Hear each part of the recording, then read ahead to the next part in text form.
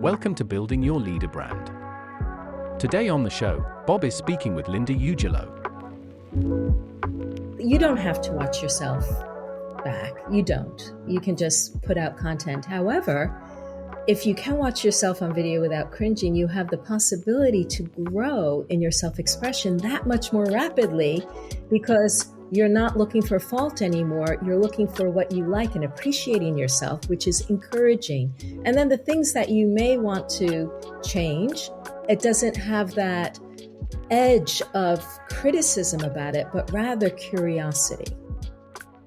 Hi there, and welcome back to Building Your Leader Brand. My name is Bob Gentle, and every week I speak with incredible people who share their secrets for building, marketing, and monetizing their expertise, intentionally amplifying their unique personal brand and the mindset you need for your business to grow and thrive. If you're new to the show, then while you have whatever device it is in your hand, take a second to subscribe. That way you won't miss a single thing, and you make me smile. So this week, I am delighted to welcome Linda Ugelow to the show. Linda, welcome. Nice to be here, Bob. So you're going to be really helpful to me today because I think in many respects, I would probably be your ideal client. Before I give away too much of what that actually means, why don't you begin just by telling us a little bit about who you are, where you are, and what you do? Because I generally find the listener the guest makes a better job of it than I ever could. Sure. My name's Linda Ugelow. I live outside of Boston, Massachusetts, and I help people overcome their fear of speaking, being seen and heard, imposter syndrome, and playing small. I love to help people expand their self-expression so they can become more of who they are when they speak, whether that's on camera or in person, in networking or client calls or on stage, and especially to love and connect with and expand the sound of their voice. So I feel that one of the things that isn't talked a lot about is that we use our voice when we speak, and that there's a lot that we can do with it that we are neglecting. So yes, overcoming the fear of speaking and learning to make it one of the best things that we get to do. And you have a very enthusiastically named book, How to Delight in the Limelight. I think it's just Delight in the Limelight, but it's such a nice name. I'm somebody who for most of my life has done anything he possibly could to avoid the limelight. And what I discovered was that people who try and avoid the limelight miss so much opportunity. And those people who can find a way to shine in the limelight, or at least endure the limelight with some grace, experience all kinds of opportunities. Finding my ability to at least edge into the limelight has been completely life-changing. And I'm by no means a completely recovered introvert or outrageously shy introvert. But even that little bit of change has been life-changing. So for me, this is really important. Yes. And I hope for a lot of the listeners, it will be as well. Yes. And it was for me. I was like you for most of my life. For 5 decades, I was afraid of speaking. Now I was on stage. I was in a women's world music group. We did more than 500 performances across the US and around the world. And dancing with my mouth shut, totally comfortable. I could be on national TV with 7 cameras on me, and I'd feel perfectly at ease allowing myself to be seen. Singing was somewhere in the middle, but speaking, absolutely not. I hated having to introduce a song. So this is the same for me. Completely changed my life when I was able to overcome this anxiety. I think a lot of people will recognize there's a difference between being conceptually prepared for a speaking engagement. I've prepared a presentation. All the information is there. I know what needs to be said. But then there's the idea of I have to stand in front of people, and I have to not make a fool of myself, and I have to bring this across, and the anxiety starts to build, and the palpitations probably go, and it just becomes a really atrociously big deal. And that anxiety can cascade into really impacting your performance. I think a lot of people will probably recognize that in some shape or form. How do you work with people to alleviate that? I don't know if that's the right question. You could probably introduce me to what's the right question, but does the question make sense? Yes. And I think the right question is the one that you have, the one that an individual has. How I see it is that we know that it's not a matter of being prepared if we've prepared. It's something else. And this was the same with myself. So if I may, I'll just share what happened to me, and I think it'll answer Yeah. your question. So when I became an online coach back in 2015, I had to promote myself. People can't follow you or buy from you if they don't know about you. So I took some video courses that I felt extremely awkward on, but I probably made 100 videos, all unlisted. And then my video mentor mentioned Periscope. She said this amazing new technology that's going to change the online space forever, and it's called live streaming. And of course, now live streaming is part of everyone's lives. Whether you do it yourself or you watch it or you're aware of it.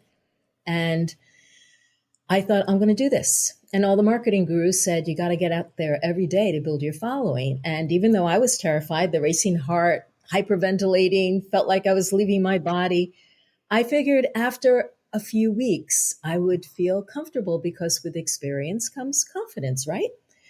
So I managed my anxiety as best I could with meditation, deep breathing, power poses, affirmations, you name it. I tried it. And I was getting on Periscope every single day. And after 10 weeks, I think it was day 75, I'm about to press broadcast and I'm noticing my heart is still racing. And I wondered, what's going on? I'm prepared. I've been doing this for 75 days. Why am I still afraid? And then I realized, well, I've been managing my fear, but I don't want to manage my fear. I want to get rid of it.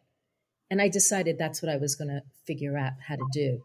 I happen to have a master's degree in expressive arts therapy and a background in psychology. I've done a ton of self-help since the last century. And I made a list of all the tools that I thought might be helpful. The list looked promising. And I thought, you know what, before I get rid of it, I wonder what this is. So I closed my eyes to connect with the fear and I asked, if the fear could talk, what would it say? And what came back was, you're going to be attacked. And suddenly I had a memory of my sisters attacking me when I was a kid because I was the good one in the family. I didn't want to get punished like they did. So I promised I would never do anything that would make mom mad at me the way she was mad at them. But in return, she would say, Linda's the good one in the family. Why can't you girls be more like Linda? Which of course they hated. And as soon as her back was turned, they attacked me, tickled, tortured me on the ground, or kicked me in the shins, telling me, shut up, stupid. And I was a little one, so I was afraid of that. But suddenly it hit me, of course I'm not comfortable being the center of attention. I learned it was dangerous. Not only was it dangerous, but if I shined, is that the right word? Is that the right tense? If I were to shine, they wouldn't love me.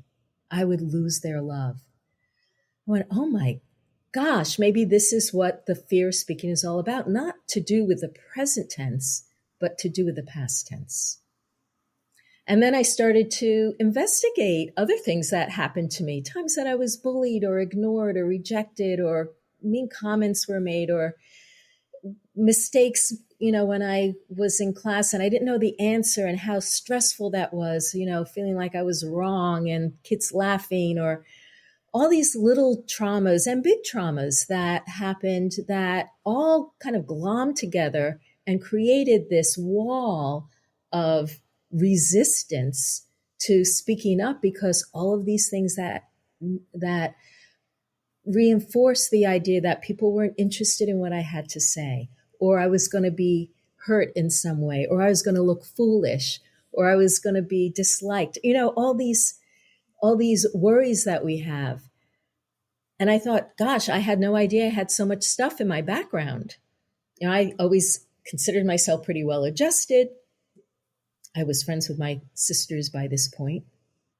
But when I asked, do I still feel like they wouldn't love me if I were to like become, a leader in some way? And I could feel yes, that I would lose their love. And I went, oh my gosh, well, I know that's not true. So somehow I need to like clear this stuff. And so I did things like there's something called EFT, emotional freedom technique. Some people know it as tapping. I did that. I did all kinds of forgiveness exercises. I journaled. I danced for release. I did some creative visualization, imagining myself as in each of those situations and hugging myself, kind of reparenting. And in 5 days, Bob, 5 days, my racing heart was gone. And it never came back. I think what I've found is this is universally true. And I think for me, this fear of stepping into the limelight can take many shapes. You've identified one shape and one biographical story, but there are hundreds of variants that are possible of this. But I think universally, what I've found is that fear shrinks in the light. So the more you can look at it and try and see what is it that's actually preventing me from saying yes to something, what's causing this anxiety, the less effect it has. And you identified that, and it worked very, very quickly. There's lots of creative approaches that you can take to this, but at the end of the day, fear shrinks in the light. And I think that out-of-body experience, as you were describing, I'm thinking, yes, actually, I recognize that in so many places. When you start to make a video, when I walk out in front of people, that out-of-body experience is very profound and it's uncomfortable because probably I don't do it very often. And that's why it's happening. Well, I would also invite you to listen to what you said earlier. Is that one of the lines was afraid of looking foolish. So when I ask my clients, what are you most afraid of? And it may be, I'm afraid of looking judged or being judged, what people will think of me, looking foolish or whatever. For me, it was, you're going to be attacked. Think back. When have you felt foolish? When, with your family or friends or schoolmates or whatever, those are the things that need to be resolved because unbeknownst to you, you may not think about them very often, but they're still in you they're rattling around. And when you are in front of a group or, in a new kind of situation that you haven't done very much, you will be well acquainted with it because it'll make itself known. Yeah. Yeah. And I think this is all compounded on top of the basic survival instinct of not wanting to stand out because the thing that stands out probably gets eaten first.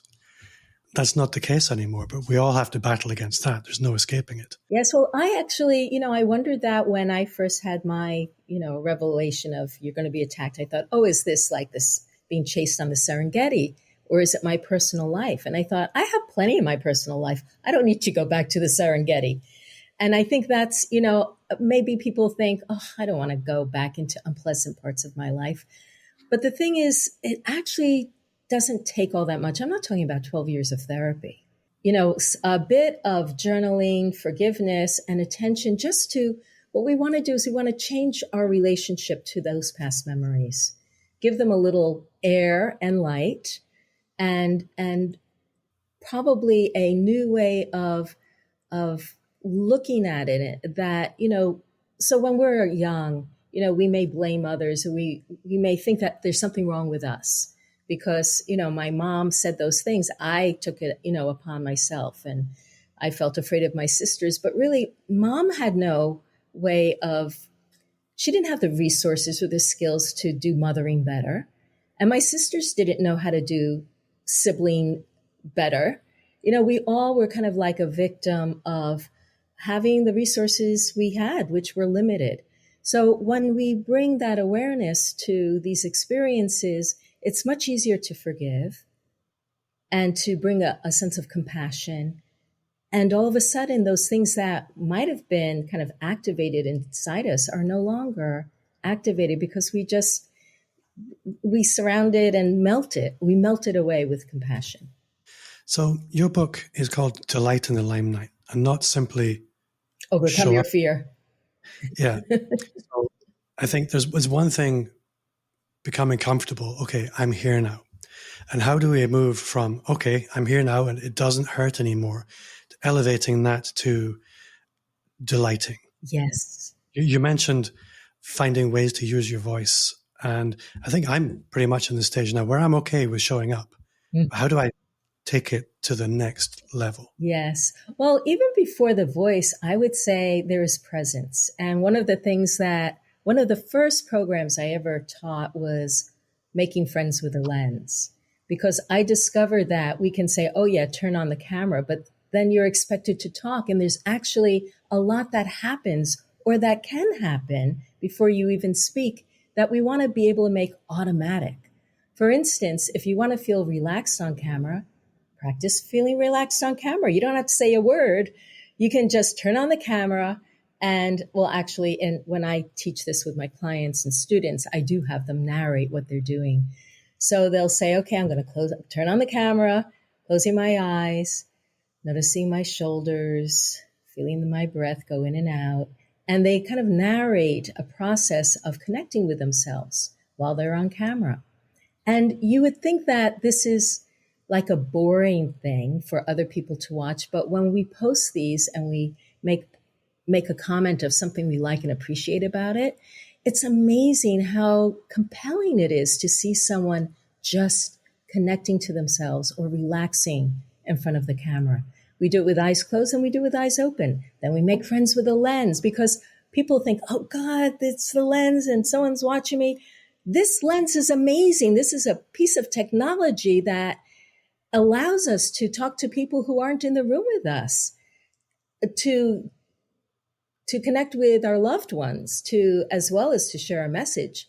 And so let's appreciate it. Let's give some gratitude and let's create a relationship with it. So I have my clients actually talk to the camera and say what they like about it and what they appreciate. And also, don't forget to find out where that lens is.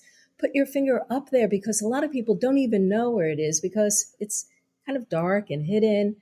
It's not where the light is. It's on one side or the other side. Know where that is.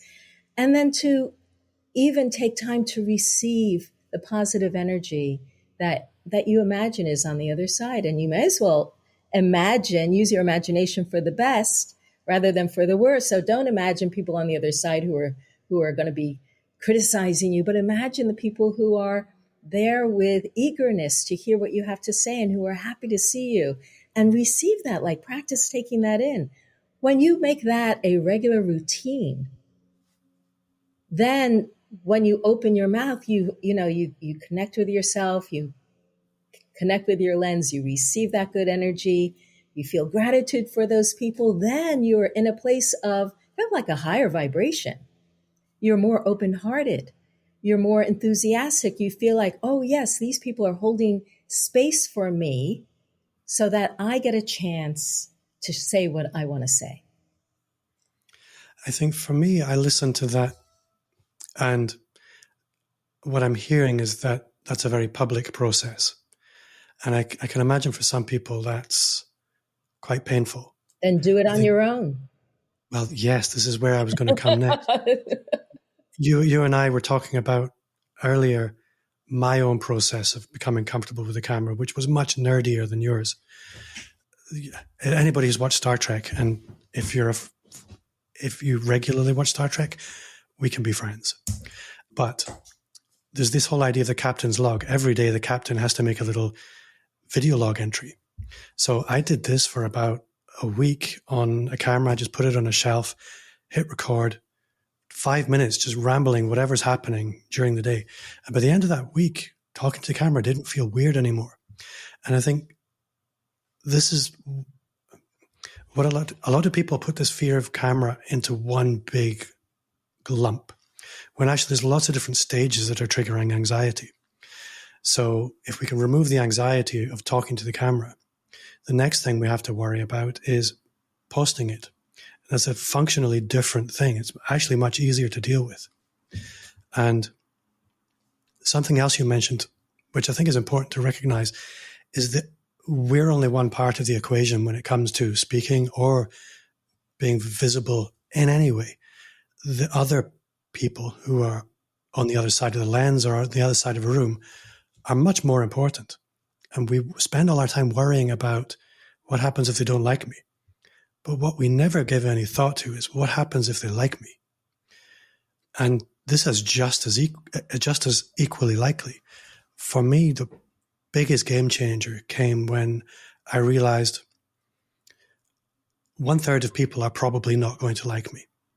1/3 of people are going to completely ignore me, but 1/3 of people are my people. They're going to like me. And I can't change the mathematics, but what I can do is play the numbers. My job is simply to show up for 1/3 of people, knowing that they're going to be on the same wavelength as me. We spend so much time worrying about the 2/3 that we're paralyzed by them, and they were never for us. Yes.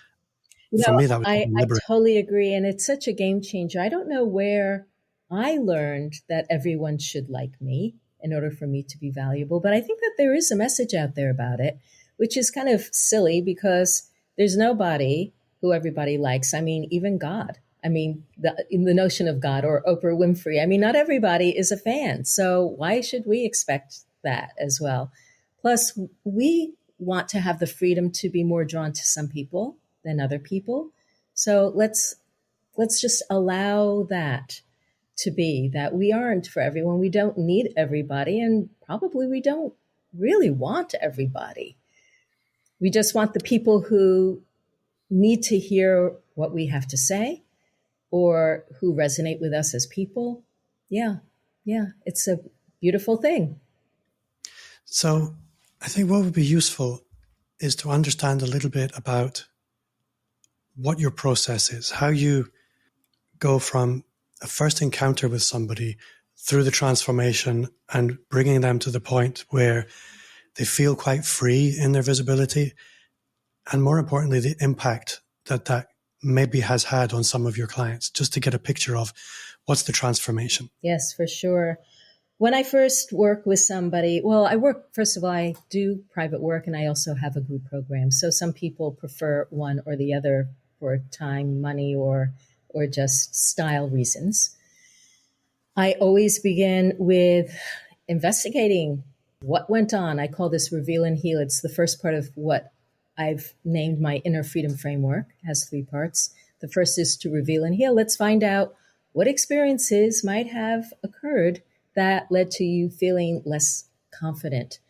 School, home, other previous work experiences, some relationships perhaps, as well as messages. You glossed on this earlier of, being seen and not heard for children, or silence is golden, or don't stand out, keep your head down.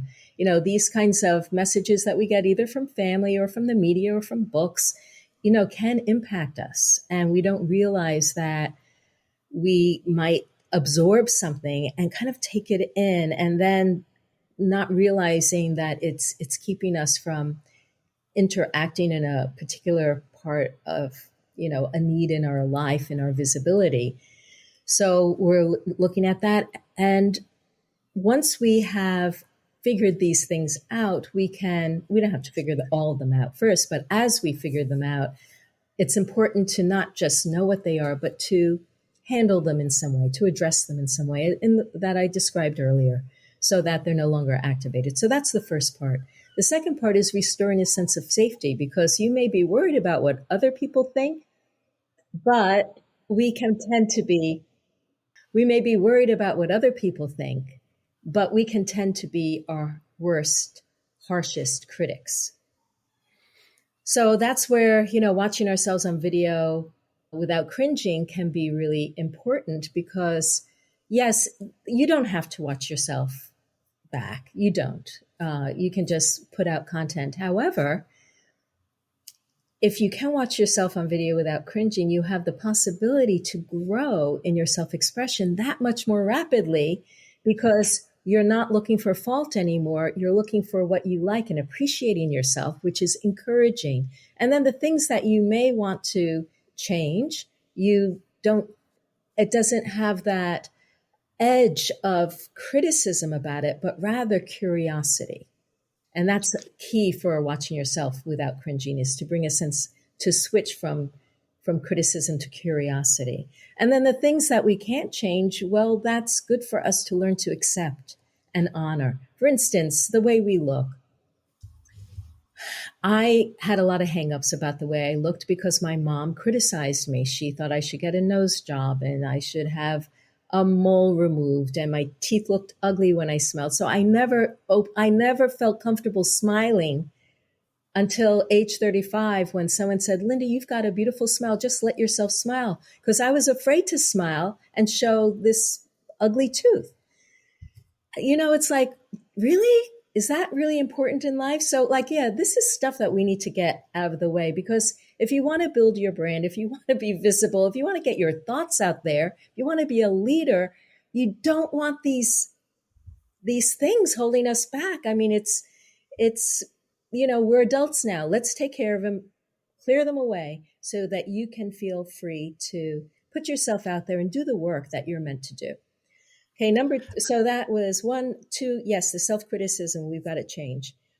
The other side is creating a sense of safety around you, which is why I do like to work in a group, because I feel that even though it can be scary at first, it very, very rapidly, like in a day or two, becomes one of the safest spaces that people experience. And when they see that they can take up space and they can be visible to others, and all that they're getting back is what people like and appreciate and is strong and feels important and resonant, then all of a sudden you go, oh, I do like this. And suddenly in week 2, people can't wait to make their videos and be seen, because they're going to be gathering every single day this incredible surround of support and appreciation that feels genuine. I think you're absolutely right in that if you want to be seen as a leader, then you need to be seen. Yes. That's foundational. You might be the best in your industry, but if you're not a visible leader, if you're not a thought leader, and with thought leadership requires expression, yes, and blogging's not going to cut it anymore, people. It really is video or audio or how people are connecting. yes, or even taking photographs of yourself and posting. Yeah. There's a person on LinkedIn, Leanne Davey, who's a friend of mine. She's been on my podcast a couple of times, author of The Good Fight. And she takes funny she takes funny selfies, making faces. And people love that. And it gives a face to her post. Yeah. Every single time. I think that, yeah, you're absolutely right that the selfie is extremely powerful. So we'll react emotionally when we see competitors doing it and we think, oh, they're just showing off. But when we see people that we admire doing it, we admire it. There's some strange things happening there. But I was speaking to someone the other day, and I was using the comparison of trying to build a personal brand versus trying to build a brand for your company. And I was explaining that building a personal brand and personal recognition takes about 1/10 of the energy that building a corporate brand requires. And in business, energy is money. And for small business owners, is generally going to be time as well. So it's a hugely leveraged skill to learn, this personal visibility in any form. There was a couple of things I wanted to mention. The cringe factor of hearing your own voice and seeing your own image. And I used to really struggle with this. My voice in particular, I could not bear to hear it. I had a visceral reaction to hearing my own voice. But when other people started to hear it on the podcast, they would feedback, Bob, I love your voice. It was regularly fed back as a quality. And I thought, really? It took me a long time to get used to it, but then I started to hear it too. The same with video. I always thought I had to come across as a Tony Robbins or one of these other people online. And once I realized, no, that I can have my own vibe. I can just show up as me. And you know what's going to happen? People who like me are going to react to it and they're going to want to become my clients. Hold on a minute. Is this allowed? And so suddenly you become much more comfortable with who you are. And it's almost like there's an externalized version of you, which I kind of like. It has made things much easier. I absolutely agree with being around fellow travelers in this is really powerful. So if you want to work specifically on this, I thoroughly recommend getting in touch with Linda about her group coaching, because there's something really important in normalizing strange behavior. And everything we've been talking about today, for a particular kind of person, it's important. But for the majority of people, it's just weird behavior. And normalizing this weird behavior is profoundly impactful. So I really wanted to reiterate that. Being around other people doing the same thing accelerates your development very, very rapidly. So it's all well and good hearing about the good things in people's business, but as well as being a personal visibility coach, helping people delight in the limelight, we also have a business to run, and that's not all daisies and hot chocolate. It's quite tough sometimes. And whenever I meet exceptional people, I always like to ask them, which part of their businesses do they still struggle with? So I'm curious to hear what that looks like for you. For me, it would be systems. As a creative, I feel most at home doing what I feel like doing at the time I feel like doing it. And I also am a ideator, so I come up with lots of ideas. I see the big picture, so I want to have my fingers in a lot of things. So what that has resulted in is me being spread too wide and not being systematized and going much slower in my business development than I would have liked. So when I was writing my book, I wasn't on social media. And, as I was building programs, I would forget about this. So nothing was systematized. So things would get dropped. So I feel that has been a concern and a focus of mine over this past year. And I'm fingers crossed. I'm hoping by the end of this year, which is now 2024, that I'm going to be able to say, okay, when people come onto my email list, they have the sequence of emails that I want them to get for the various ways that they've come on. And that my social media has a process that is, I'm not going to say, I would say, allows me to be consistent without too much effort, and that reaching out for speaking gigs or ways that I can get out there is more systematized. And everything needs to be systematized. And I feel like that was something that I was very poor at, and not just poor at, but I resisted because it was against my nature. But I've come to